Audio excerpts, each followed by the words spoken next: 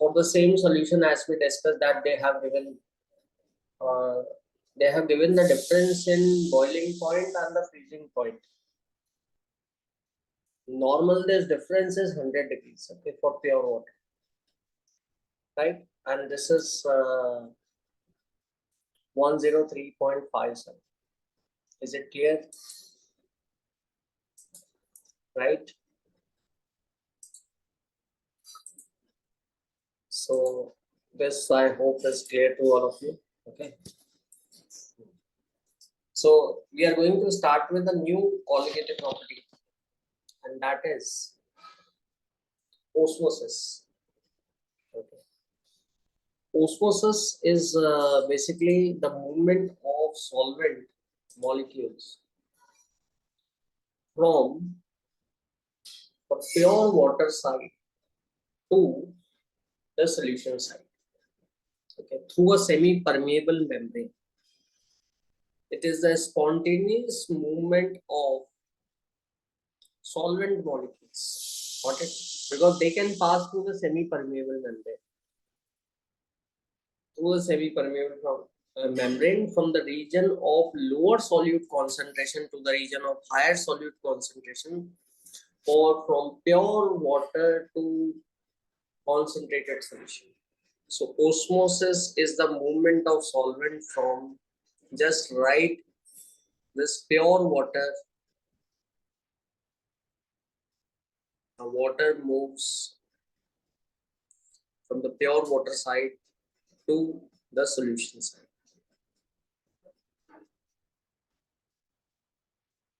Okay, where you have sugar also. Okay, so water gets towards the sugar solution. Okay. Or the other case is if you have a dilute solution, and if you have a concentrated sugar solution,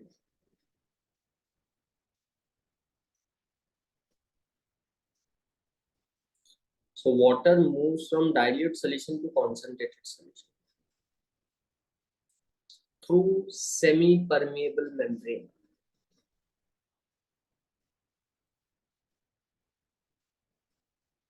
Okay.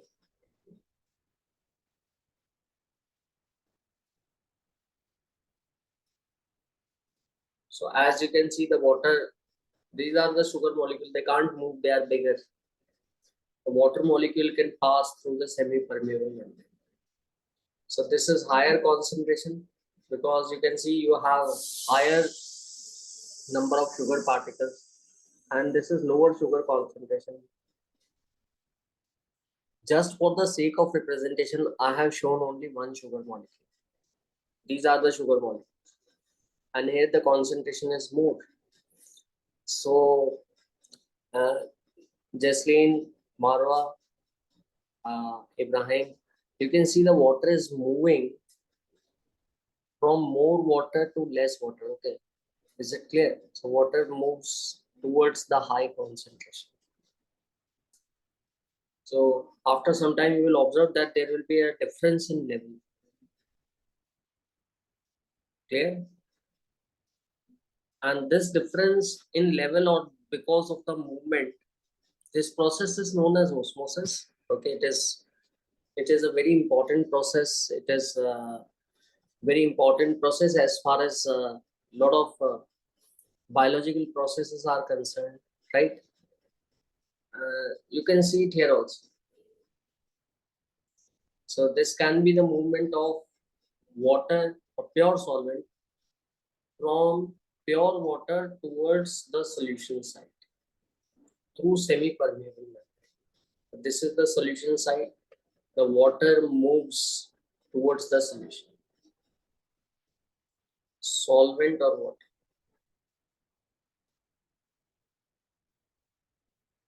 Okay.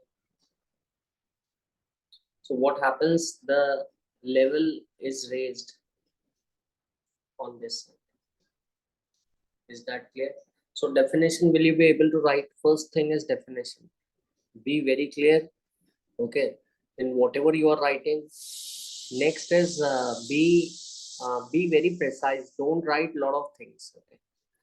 So osmosis is movement of solvent molecule towards higher concentration. That's it. Okay, from lower concentration to higher concentration of solute. Is it clear? Yes, sir. Pressure is built up on which side? On which side you will see the pressure building up? Is it on the solvent side or is it on the solution side? Where you see the pressure building up? Pressure Solution is, side. yeah, solution side. Because there, because of the entry of excess. Suppose if I put a lid over here or a piston here,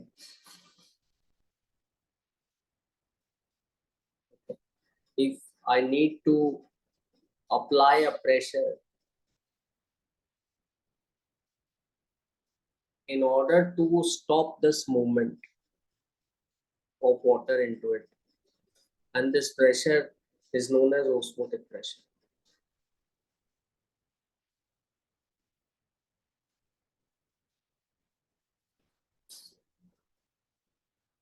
Osmotic pressure is the pressure developed due to entry of solvent, and where on which side it is going to get developed. It is going to get developed on the higher concentration side. So wherever you have higher concentration, the water want to get into that higher concentration and want to make it dilute. Okay, there if you want to stop the entry of the water, you need to put a piston and you need to apply pressure.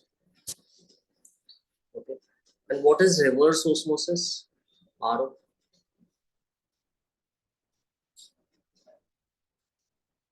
Opposite of normal osmosis. Yeah, So if movement of solvent from zero solute to higher yeah, solute. it's the movement of the solvent water from high concentration to low concentration.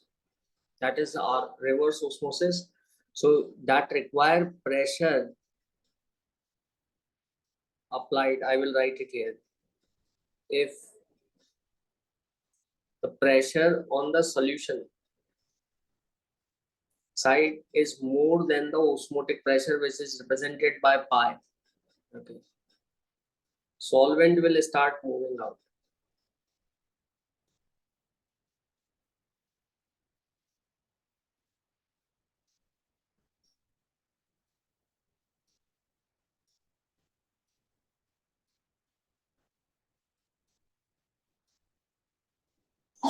Solvent will start moving out of the concentrated solution, and this process is known as reverse osmosis.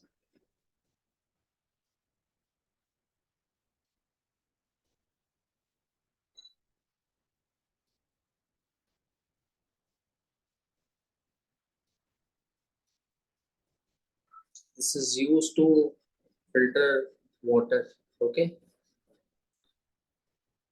wherever you have more TDS in water, dissolved content in water is more there. You use dissolved impurities in water are more there. You use osmotic filter.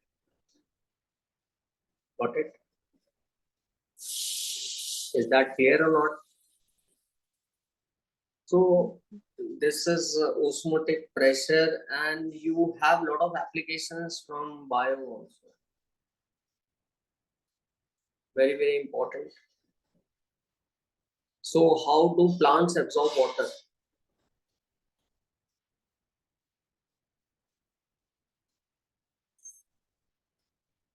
The plants actually, when we suppose if the due to loss of water in the leaves, they lose water, and the cells which are there in the leaf and the subsequent cells, the water, they lose the water because of the sun, they, that water get evaporated. Okay, and if we water plant, the cell which are there in the roots, these are the cells. They become highly concentrated in their solution because they have lost water. Okay, they have transferred their water to the adjacent cells and subsequently to the leaves and all.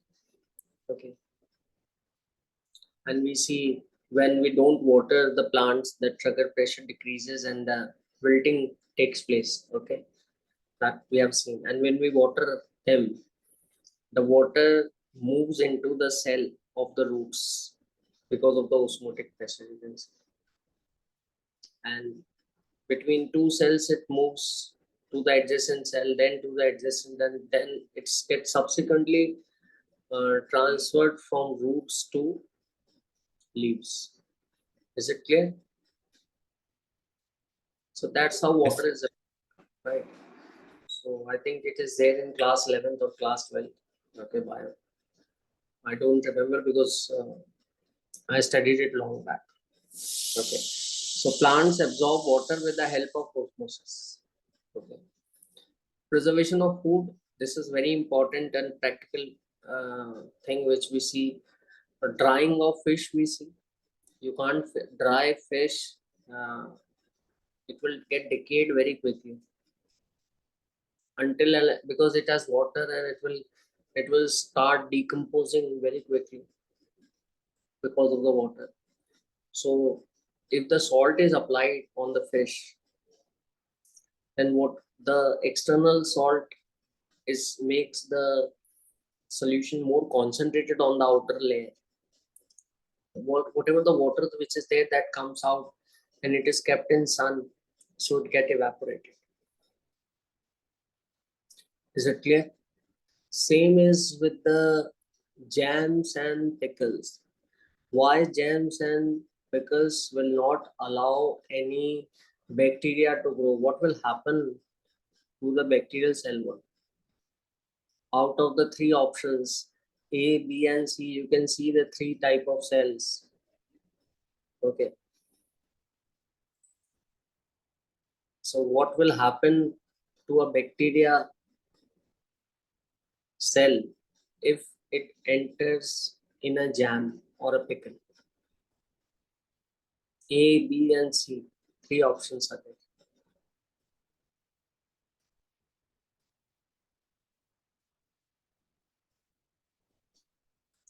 If we have taken a jam has very high concentration of sugar.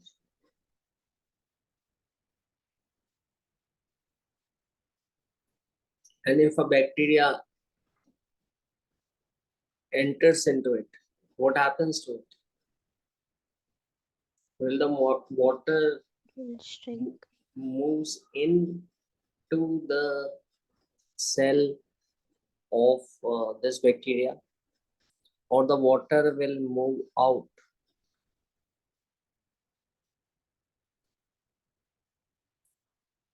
Yeah, it will. Marwa, would you like to add anything? Jasleen?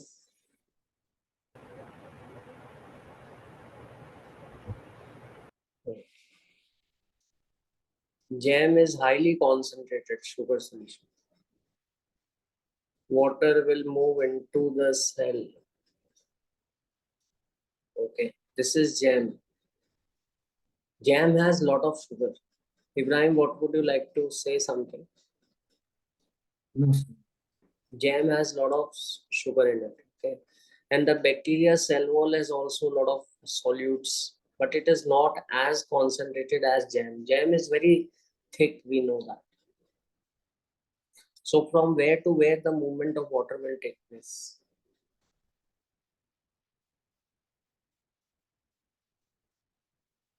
Water will move. Is going to move from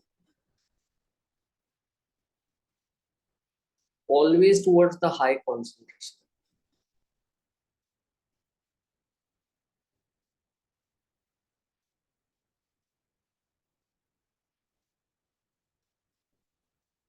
Sugar concentration in jam is very, very high. It is much higher than the concentration of the fluid in the cell.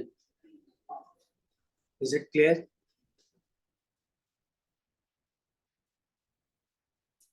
Right? So what happens to it?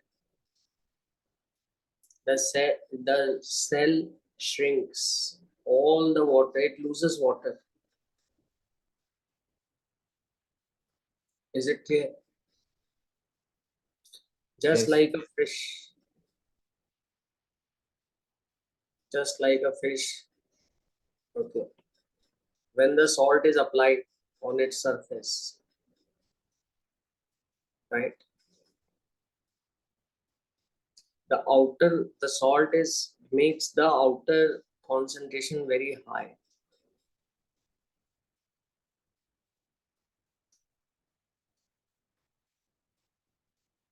And the water moves out. And that's how the fish are, and they are kept in sun.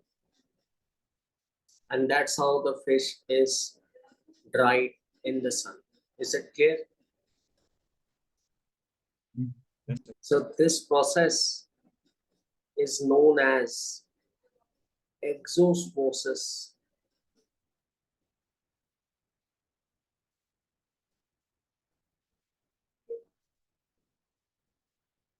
So osmosis can, so which you are looking at, you're interested in which thing? Either you are interested in either the one of the thing. Okay, there are two solutions in contact with each other. And as you are interested in one of the solutions, okay, and if the water gets into it, if it is more concentrated, water is getting into it, so that is endosmosis. And if the water, if that thing under observation is losing water, so that is exosmosis. Is it clear?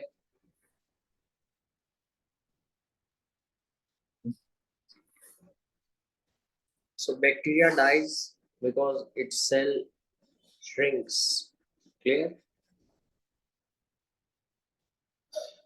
Got it. So normally, if we get dehydrated sometimes, and uh, our body needs drip, okay, directly it cannot be hydrated, okay. So normal water is not injected into our body, because if we put normal water, pure water into our body, what happens? The water will move towards higher concentration. Always remember this. Go towards the higher concentration. So the blood cells RBC having the higher concentration, and the water will move into the blood cell and they will rupture due to endosmosis. This is endosmosis.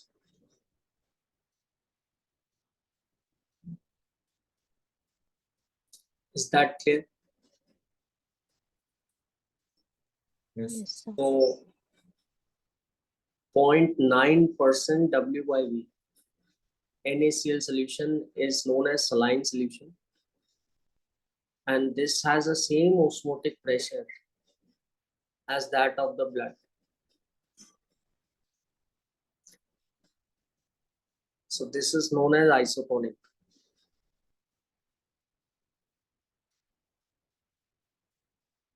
So 0.9, remember this is very important, 0.9% weight by volume. NaCl solution is isotonic, means it has same osmotic pressure as that of the blood cells. So neither the blood cell lose water or do they gain water. But if you put pure water in our body, if you put through drip, that is going to be very harmful, because pure water, what happens, the cell solution is hypertonic. Hyper means more. more concentrated. So the cell will burst. Okay, is that clear? Okay, dilute hypotonic solution or pure water will rupture the blood cells by hemolysis or by endosmosis. They will absorb water. Is it clear?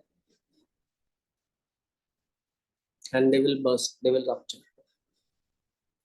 So 0.9%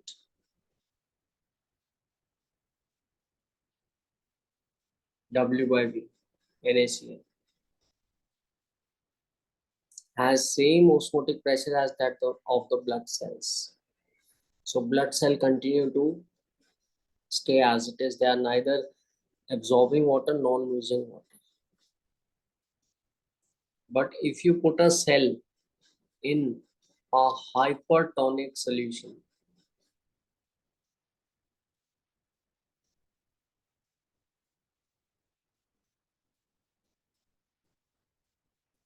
hypertonic means it is heavily concentrated.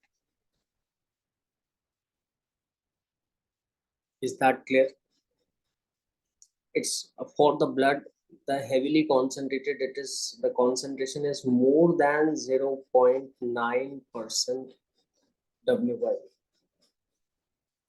If it is heavily concentrated, what will happen? So outer solution, like in jams, okay, outer solution is going to be more concentrated, hypertonic. So water always move towards high solute concentration. So water will move towards the high solute concentration and the cell will shrink and die. So in a hypertonic solution, if you put a cell in the hypertonic, exosmosis will occur. Exosmosis, the cell will shrink. If you put the cell in pure water or in dilute solution, endosmosis will occur. The cell will rupture.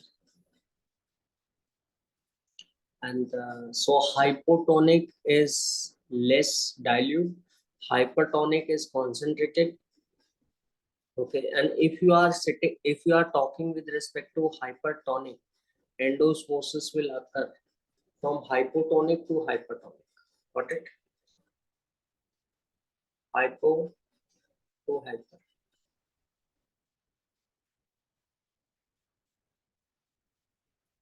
This is the movement of water. Clear? So this also we see when we eat salad. So normally salad don't lose water, but the moment we put salt, the outer surface become hypertonic. Hypertonic. Okay, the concentration increases, so it start losing water. The moment you apply salt on the salad. Is that clear? So these are some basic question, 1 mark question like that you can expect on these.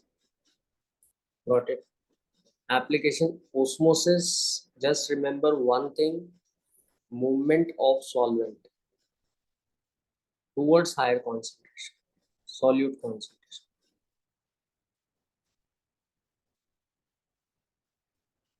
Movement of solvent towards higher solute concentration. Got it? That's it. That is the osmosis. So higher solute concentration wherever you are having, when it comes in contact with dilute solution or the pure water, the water will start getting into that concentrated solution and the pressure will start building. And this pressure is known as osmotic pressure.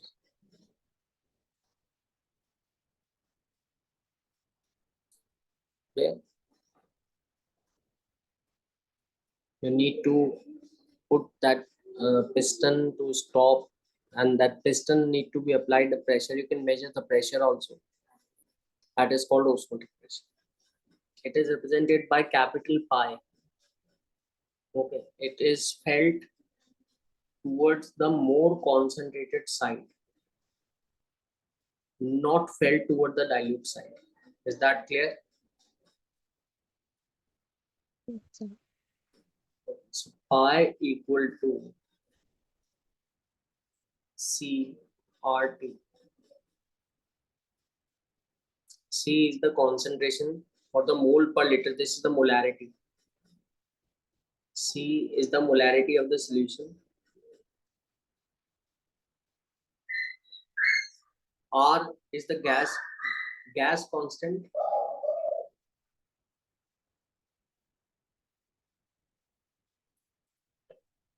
What is the value of R?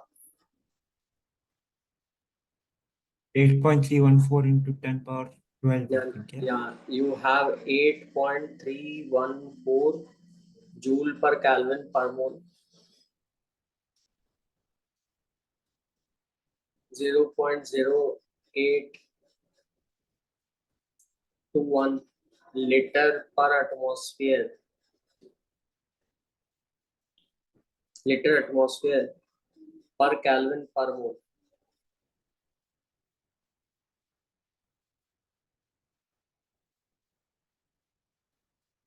Liter bar per Kelvin per mole. This value you use when you are calculating the work in thermodynamics, because the work done by a gas during expansion, so you need joules. Okay, if you are calculating the pressure, either use this or this, because this has the pressure term in it. So if you want, there is a slight difference. If you want to get the pressure in atmosphere, use 0.0821. If you want to get the pressure in bars, use 0.083. Is it clear? Okay. So we are mainly bothered with these two. This we are going to use in thermodynamics wherever you are calculating the work done by a gas. Okay. So use that joule one. For pressure, uses these two values. Okay. Clear? So this is just we will get back to this question in a while. Okay. First do this question. This is a more basic one.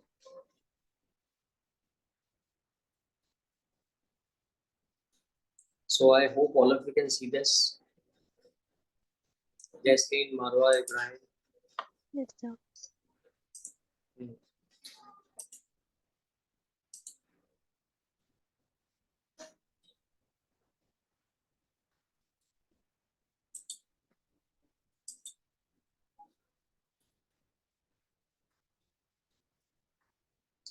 Temperature you need to take in Kelvin.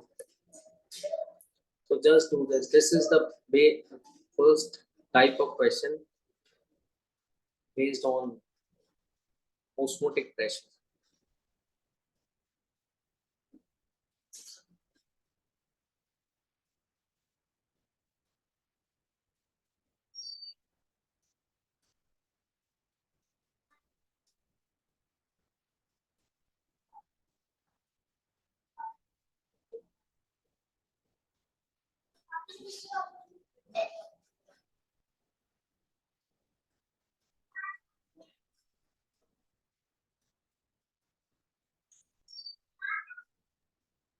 Six 6.567 atmosphere. So what you did, pi equal to CRT. C is number of moles and volume into RT. So how many moles of glucose you put? Moles equal to mass by molar mass. Yeah, 3 by 180. 1/60 moles. And volume is how much? volume, if it is not given, the density of water is 1. So V 60 ml.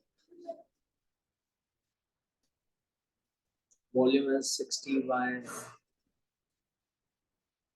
1000.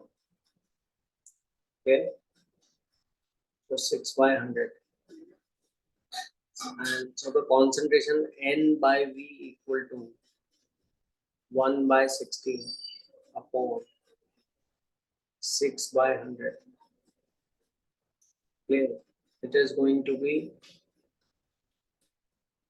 100 upon 360. N by 36. Got it? Or you can put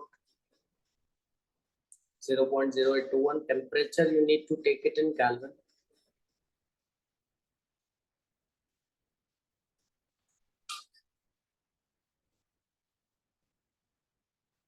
(288 Kelvin).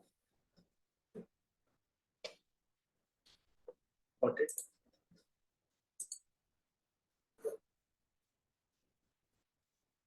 So Justine and Marwa, what answer you're getting? And Ibrahim, you're getting 6.5. 16.57. Got it? So this is the basic calculation, very simple. And let me tell you, it is the best property for the measurement of polar mass out of all the four. Because reason being, it can be calculated at any temperature. For boiling point elevation, you need to heat. Suppose you have some unknown protein, and if you heat it, it may change its structure or something happens to it during eating. Or freezing point depression, also the protein structure may change. You need to freeze that solution. So this osmotic pressure is the best. You can calculate it at any temperature. Is that clear? You can get the mass of unknown solute. Okay. Molar mass of the unknown solute by using osmotic pressure. Okay. So this, I hope, is clear. It is a qualitative property. Very, very important thing. Qualitative property means they depend upon the number of actual particles. How many solute particles you are having, that will decide by what amount the osmotic pressure is developed in the solution side, or by what amount the boiling point is raised. Is that clear or not?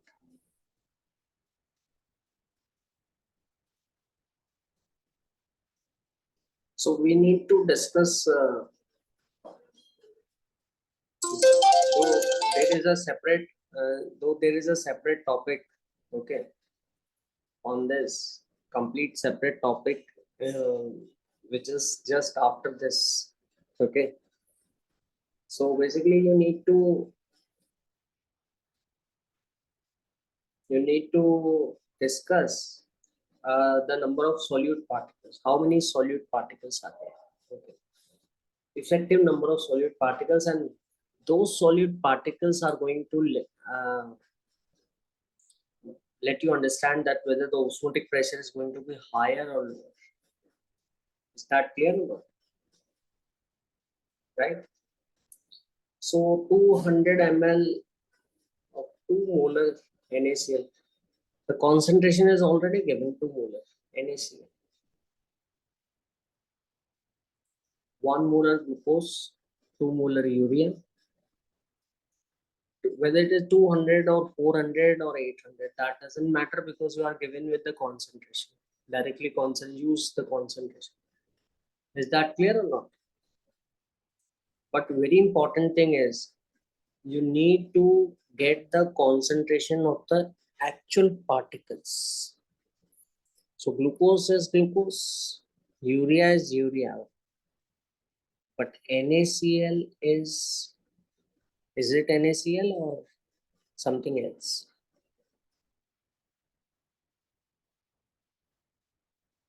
Marwa and Jasleen, tell me, NaCl. Should it be treated as NaCl or should it be treated as separate entities Na plus and Cl minus in solution? Tell me.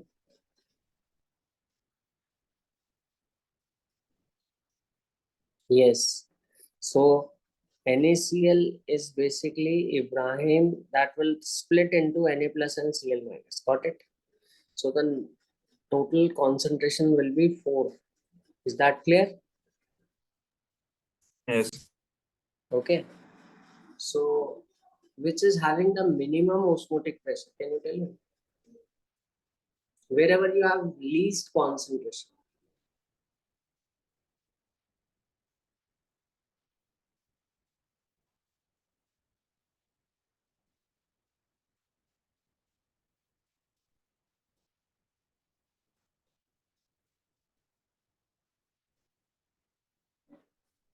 So Jasleen Marwa, tell me the answer quickly.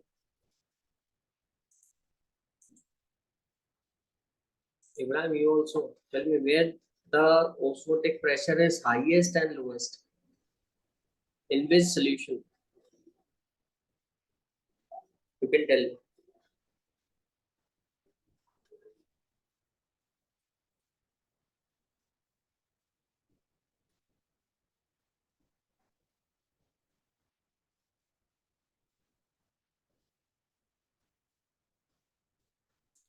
This is 2 molar.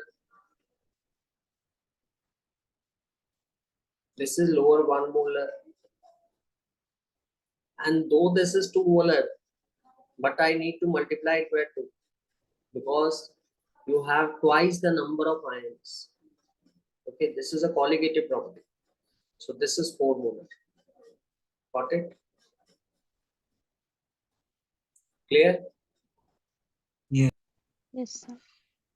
So minimum osmotic pressure is going to be for this one, and the maximum osmotic pressure is going to be for the NaCl. Okay, clear? So I hope so. This is a separate topic in this only where you consider the colligative properties of electrolytes which associate or dissociate. Okay, that also we will be discussing. Okay, first we are covering only those solute which neither break down into ions or nor do they associate. They remain as it is. So whatever concentration which you took, that is going to stay as it is. Okay. So this I hope is clear. Okay. What about this one?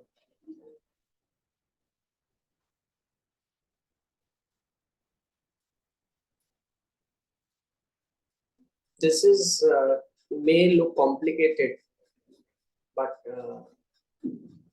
can be simple.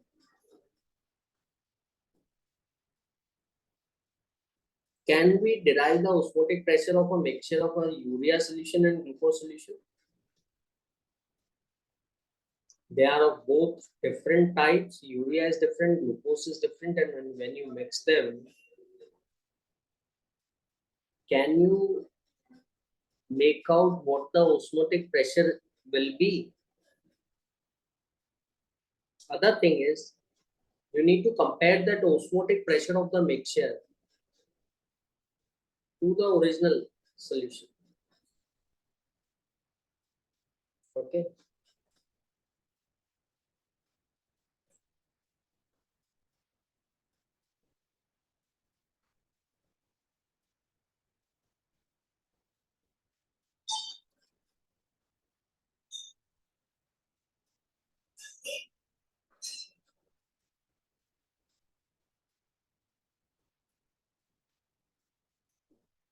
So tell me what is going to be the answer.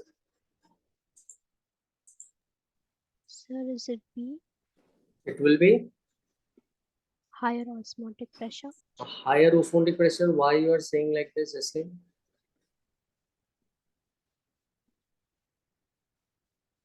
Sir, I'm not sure. Yeah. So suppose if you are taking 1 liter of this, okay, let's say, and you are taking 1 liter of this, okay, 1 liter I took each one of them. So how many urea particles will be there? Molarity is moles upon volume. Moles will be molarity into volume. So 0.1 moles urea. Got it? And similarly 0.1 mole of glucose. Clear? 1 liter each. You mix them together, it becomes 2 liters. Okay. And how many moles? 0.2 moles. You need to count the total particles. Got it? Because it is a colligative property. It does not depend upon the nature, whether it is urea, whether it is glucose. You need to find the actual number of particles. So 2 to get cancelled. So this is again 0.1 molar. Is this clear or not? Jaslin, Marwa, Ibrahim, tell me quickly. So the final osmotic pressure is going to be same as that of the individual solutions. Is it clear? Yes, sir. Marwa, is it clear or not? Yes, sir. Got it. So because the number of particles got doubled, Jaslin, and the volume also got doubled. Yes. So overall concentration of the particles, irrespective of their nature, remains same. Got it? So the solution will have same, it will be isotonic. I should say it will be isotonic with the urea solution and the glucose solution. Clear? Yes, sir. This is again another type of problem which is also very simple, and I hope all of you can do it very quickly.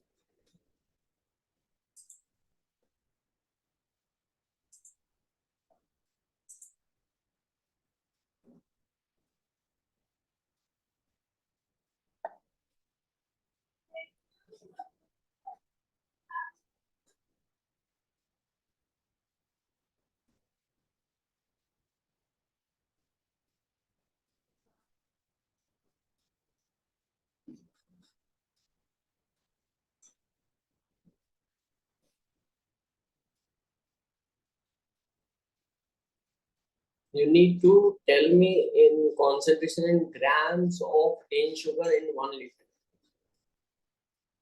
How many grams of cane sugar in 1 liter which has same osmotic pressure as that of a solution containing 6 grams of urea in 1 liter?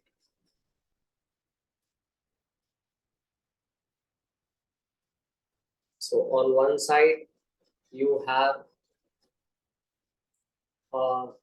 this is the semi-permeable membrane. On one side you have a cane sugar.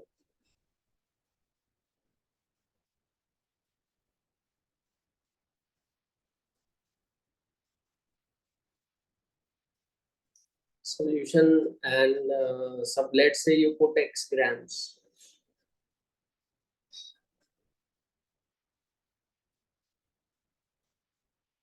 in 1 liter.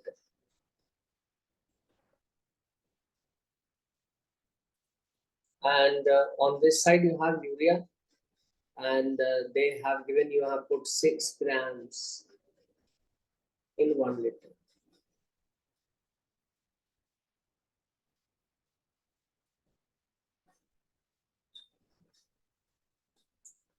Got it?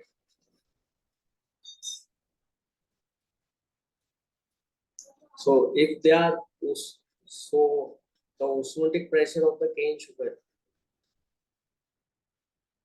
equal to osmotic pressure of the urea, The water is not going to move towards any side. Both solutions will be isotonic with each other. Okay, clear?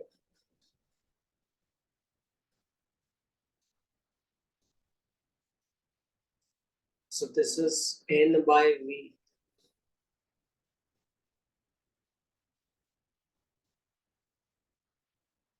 R into T. N dash by V dash. R and T are same on both the sides. So yeah, volume is 1 liter, so that also get cancelled this thing. Yeah. Moles are for sugar are mass by molar mass X by 342.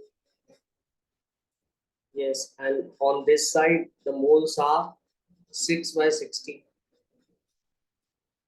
because 60 is the molar mass of the urea. We know it is given in the question also, and we know it. So X is 34.2 by 10. Okay. So it is going to be 342 by 10. So it is going to be 34.2. So correct answer, right? This thing. And Marwa, have you got the answer? Just check it. Ibrahim.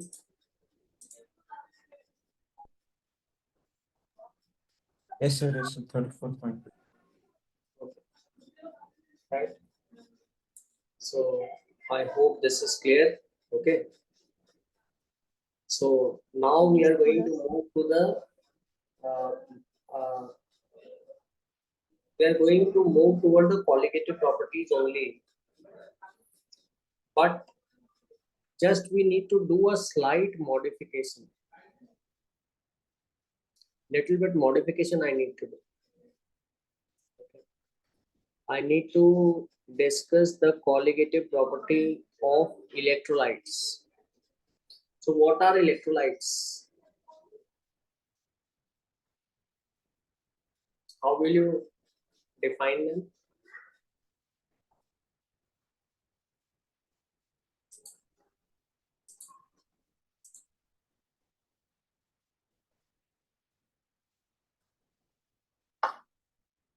What do you mean by electrolytes?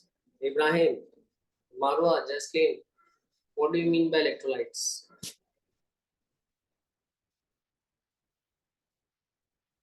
So electrolytes are substances which undergo association or dissociation when put into solution. Okay, just write it very clearly. It is going to be useful in the next chapter also. Suppose if you took acetic acid, this is also an electrolyte, and suppose if you took HCl, that is also an electrolyte. But there is a difference, slight difference. HCl and acetic acid. Can you tell me what is the difference?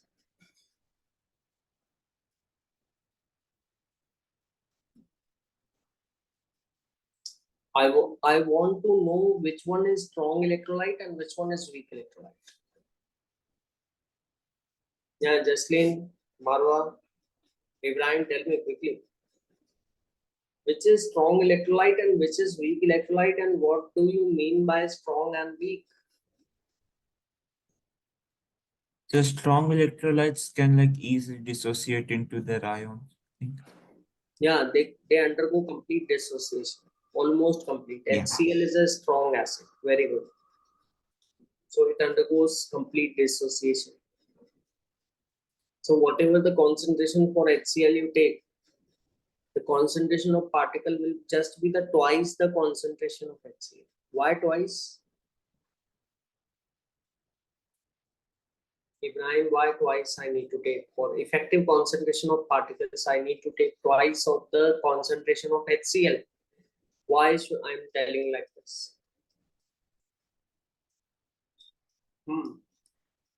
Because HCl dissociate as H plus and Cl minus. Okay. So if it dissociate into H plus and Cl minus, the particles will be 2. Got it? So twice the number of particles. Is that clear? Yes, sir. But acetic acid, is it a strong electrolyte or weak electrolyte? Weak. Weak. It doesn't undergo complete dissociation. It only undergoes, let's say, 5% dissociation. Means out of 100, only 5 molecules got dissociated. Okay. So how will you count the particles? You need to know the extent of dissociation, how much is dissociated. With that, you take into account that percentage dissociation or degree of dissociation you take into account, and with that you count the number of particles. Got it? Clear? So first of all, electrolytes are the substance which undergo dissociation. That is very clear. NaOH, KOH, and some are strong, some are weak. And while considering the colligative properties of electrolyte, you need to consider not the original solution, original concentration, but you need to multiply the concentration, original concentration, with a factor known as I, which is known as Vent-Off factor.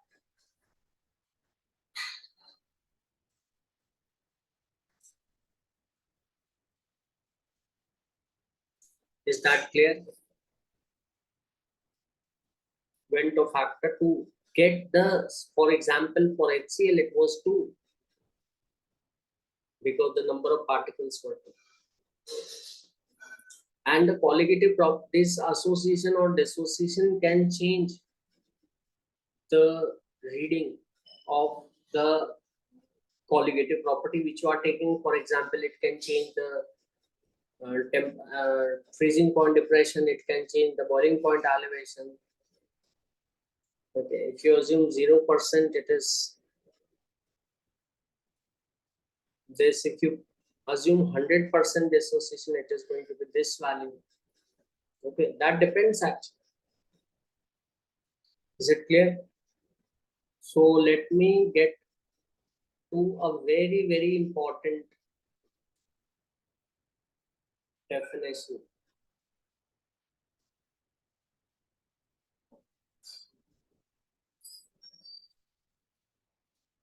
Vent-Off factor. It is the multiplication factor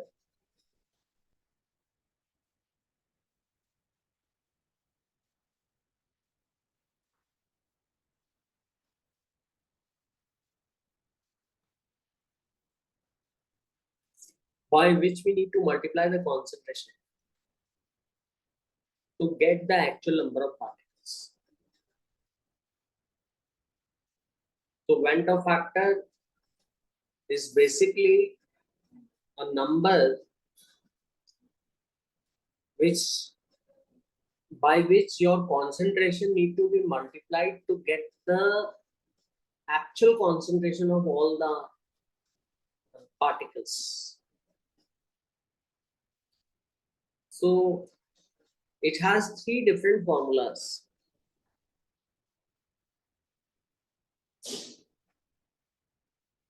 And there are 3 ways to calculate it. It depends what is given to you. Got it? What is Yes. provided, it depends on that. Suppose if you have the number of particles, for example, if you are given NaCl, you took 1 mole and it became 2 mole. Why it became 2 mole? Because 1 mole of Na plus and 1 mole of Cl minus. Is it clear? So I is going to be the number of particles, actual number of particles, divided by number of moles of solute undissociated solute particles. So what is the value of I for NaCl?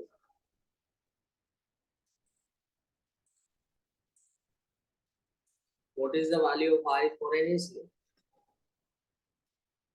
It is going to be 2 by 1. 2. Got it? Yes, sir. Suppose, so it is observed number of particle divided by original number of particles. Undissociated solute particles. That is I. Or suppose if you have it could be given in other way also. Suppose if they give you the observed freezing point depression and the expected.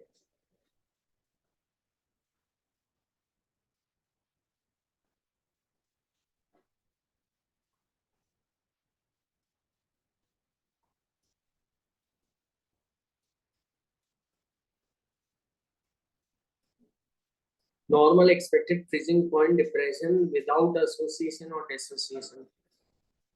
You divide them. That also can give you a. Or suppose because of this association and dissociation, the average molar mass changes. So normal molar mass by observed molar mass. Just remember one thing, this is reverse. Okay, normally the observed, experimental observed is at the top in the numerator. You can see in both.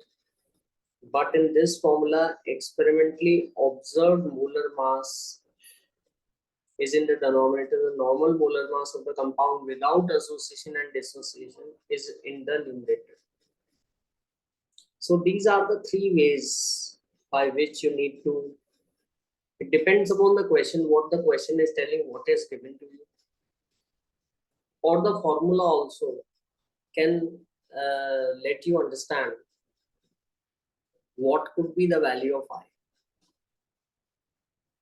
Is that clear to everyone? Okay. So just we can, suppose if nothing is given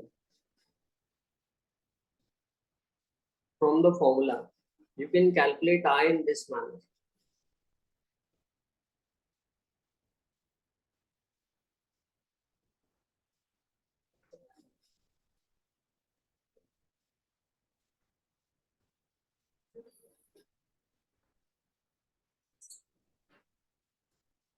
For HCl, I is 2.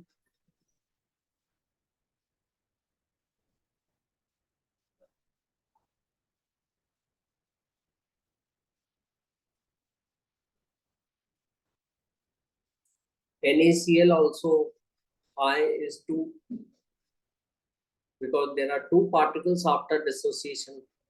If you start with 1 NaCl, you end up with 2 particles. Magnesium sulfate also 2. Magnesium chloride is 3. If you start with 1 magnesium chloride, you end up with 3 ions. FeCl3, the I is going to be 4. If you start with 1 FeCl3, you end up with 4 ions, 1 Fe3 plus and 3 Cl minus ions, total 4 ions. For glucose, it is a covalent molecule. It doesn't associate or dissociate. So whatever with which you start, you are having finally that many particles only. No association or dissociation has taken place. Is it clear? Yes, sir. Got it? Yes, So sir. tell me what is going to be the value of I for K4FeCN6.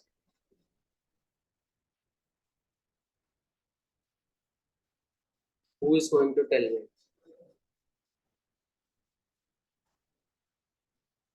Assuming complete dissociation. Marwa, are you getting your point or not? Yes, sir. So tell me quickly. Just try to figure out how it dissociate. Jaslin, Ibrahim.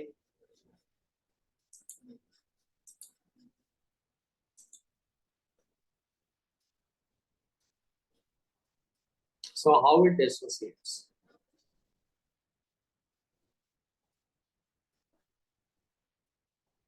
So there are 4 potassium ions, that is true, that you can see. And this part is going to remain intact. This is bonded by covalent bond. So you are going to have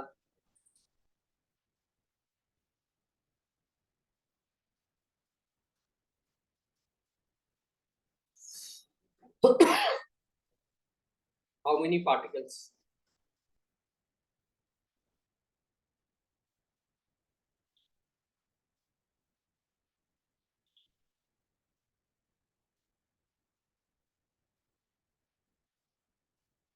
What is going to be the value of I?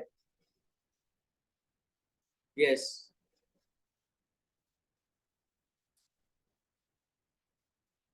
exactly. Correct. Let's take another example.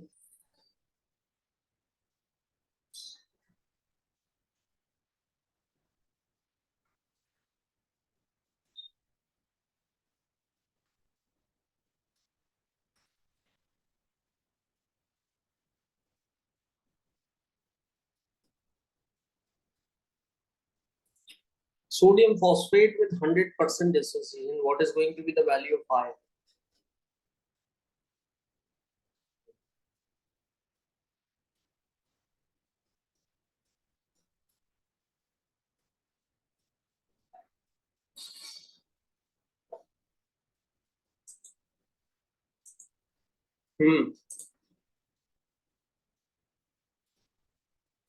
How it is going to get dissociated? It is going to get dissociated into 3 sodium ions and a phosphate ion. So total 4 particles we were having. Okay. 3 Na plus and 1 phosphate.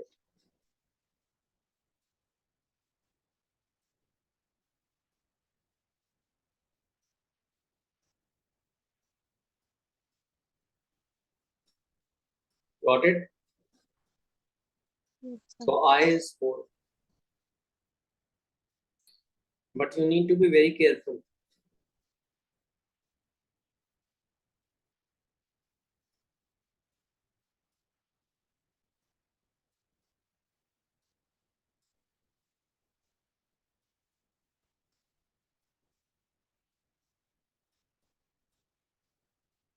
What is the value of I for acetic acid?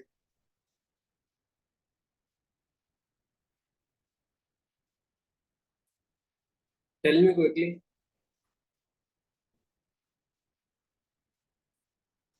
Two. Jaslyn, is it 2? Why? I am putting a cross.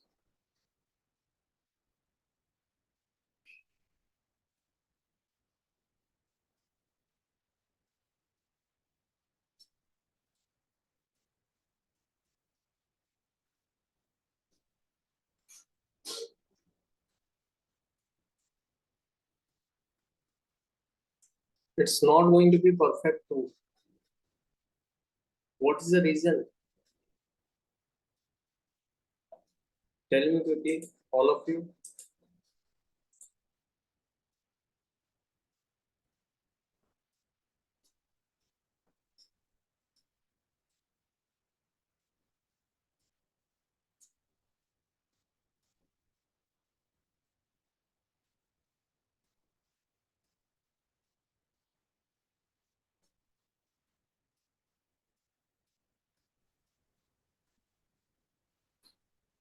Because it doesn't dissociate completely.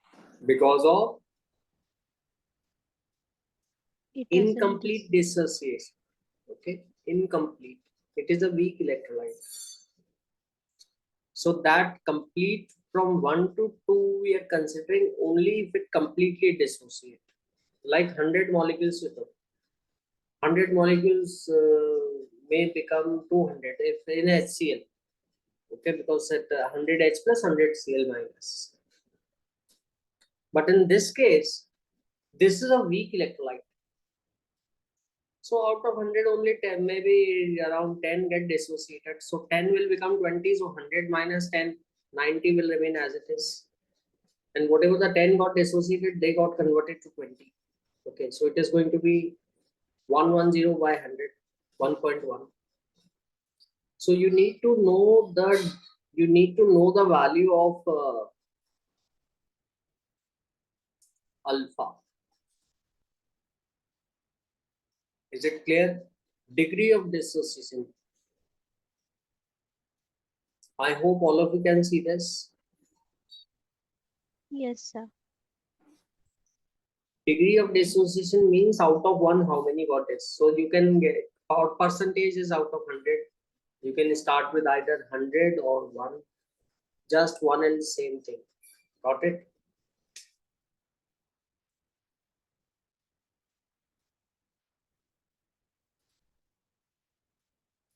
So out of 1, let's say if you have this kind of electrolyte like acetic acid. This is dissociation happening. As you can see, they are getting splitted into 2, but that split is not complete. Out of 1, only some amount got dissociated, 1 minus alpha.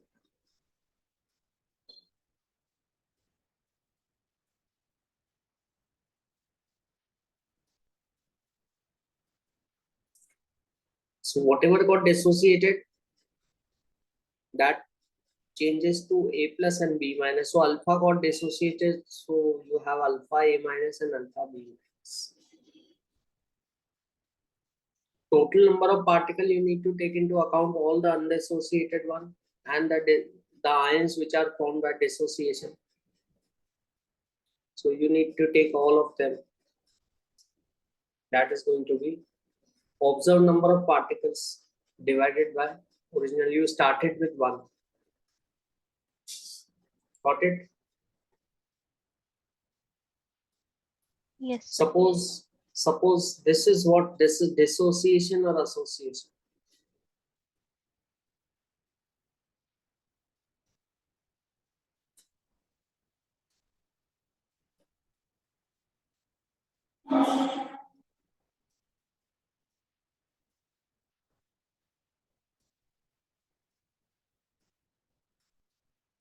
What it is.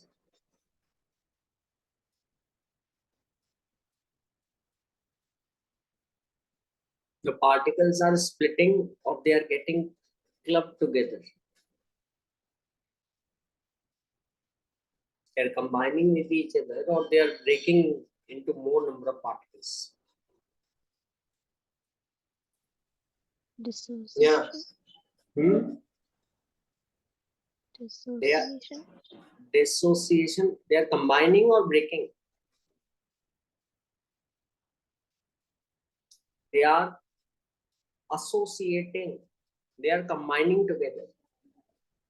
N particles combine to form An. It is just like 2 particles combine together to form A2. 3 particles combine with each other form to A3. Is that clear? Okay, sir. This is association happening. It is not always that you have dissociation, you can have association also. When the particles start clubbing with each other. So one thing is sure that I is going to be less than 1. Because whatever the particles finally remain, they will be less in number than the original number of particles. So suppose you started with 1. Out of 1, not completely, some alpha took participation in the association. And whatever the number which took participation, they become alpha by n. Suppose it is just like 1 minus alpha and alpha by 2, or 1 minus alpha and alpha by 3. The final number of particles will become 1/3 or half alpha by 2 or 1/3, depending upon the type of association happening. It is dimerization, this is dimerization.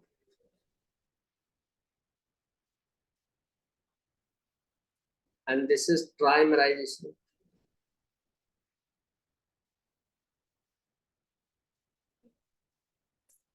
Means 3 particles are combining together to form 1. 2 particles are combining together to form 1. Got it? Yes, sir. So if it is they are going to give it to you in the question. So don't worry whether it is dimerized or trimerized, how you are going to make out. No need to worry, because they will mention in the question. So you are going to write 1 minus alpha. If it is dimerization, meaning the 2 particles are clubbing together to become 1. So alpha took participation in the dimerization and they become alpha by 2. You can see. So final number I is going to be the final number of particles, 1 minus alpha plus alpha by 2 upon original 1. Is it clear? For dimerization. Or for polymerization, it is n. 1 minus alpha and plus alpha by n. Is it clear? This is dissociation. The number of particles becoming n times 1 to many particles. Okay. So whatever the formula is, with that formula you are going to write an equation and you are going to calculate the value of I. And that I you need to multiply. So whatever the formulas were there for the 4 colligative properties, look here, we are getting back to the original formulas of the 4 colligative properties with just a very slight difference, and that is you multiply the formulas with I. That you are doing to get the actual number of particles. Molarity is there. Okay. So molarity, whatever the molarity was there, if it is NaCl, you know that it will become twice. Or the molality is going to become twice because the Na and Cl minus ion is split completely. It is in a strong electrolyte. So you need to multiply by that factor. And this factor went of factor. So what is the significance of went of factor? Ibrahim, can you explain me?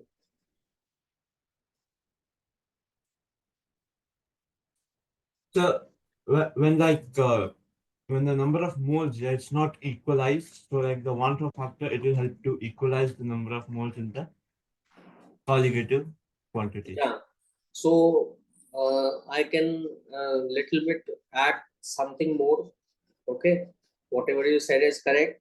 So in case of electrolytes, which are either getting combined together, associated, or which are actually breaking apart, dissociated,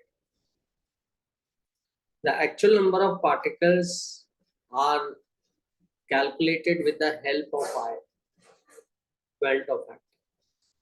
So I helps us to know what is the actual number of particles in the final solution after association or dissociation. So colligative properties formulas need to be multiplied with I. The concentration terms need to be multiplied with I to get the actual number of particles of ions after association or dissociation. That is important because colligative property ultimately they will depend upon the number of particles. Okay, whatever you originally put into the solution, that doesn't matter. Got the point? You Yes. need to know what is the actual number of particles. Got it? So I hope this is clear. These are the formulas. The formulas are exactly same. Relative lowering is equal to the mole fraction of solute, but here you need to multiply it by I. I times mole fraction of solute. Boiling point elevation was Kb times m. Okay, and so you need to multiply by I. Freezing point depression was Kf times m. You need to multiply it by I to get the actual number of particles. But for glucose, urea, you're not going to use, or you're going to use I as 1 in glucose and urea because they do not dissociate or combine together. Is that clear? Yes. Yes, sir. Okay. So this is the significance of I. You need to keep the track of actual number of particles. I comes into picture when you have electrolytic solution. Okay, then only it comes into the picture. Got it? For glucose, urea, they do not dissociate, no need to get the value part. That is one edge. For strong electrolyte, you can find I directly by looking at the formulas and by looking at how many ions they are getting splitted into. How many ions? If they are getting splitted into 3 ions, 4 ions, accordingly you can put the I as 3 or 4. Okay.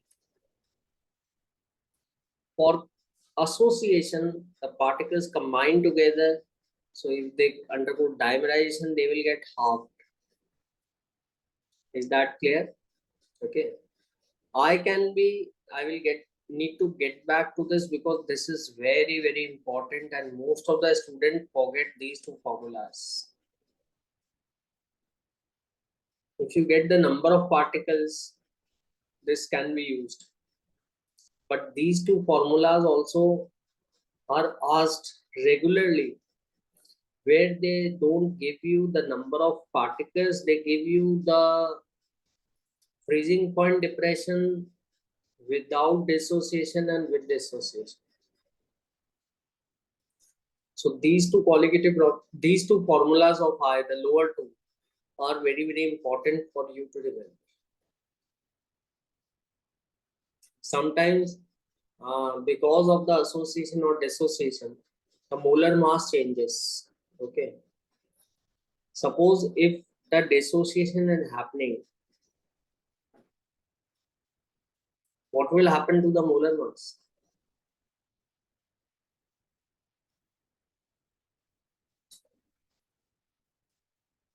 What will happen to the molar mass if the salt is getting dissociated? Tell me. Average molar mass.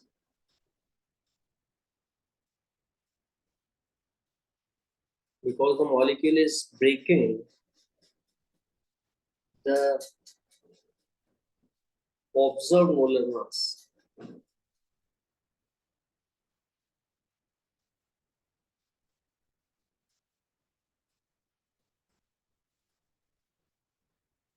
decreases. Got it? Yes, sir. And in association,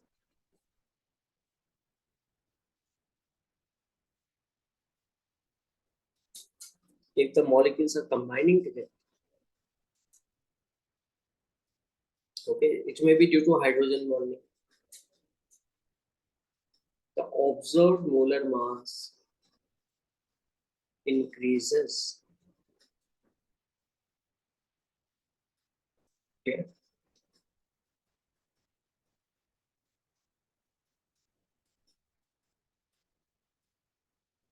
Is that clear or not? So what? So these two formulas, so colligative properties are inversely proportional to the molar masses. So whatever the molar mass, observed molar mass, that is will get down. Colligative properties are directly proportional to the number of particles. So actual number of particles divided by original. But for molar mass, the formula is reverse.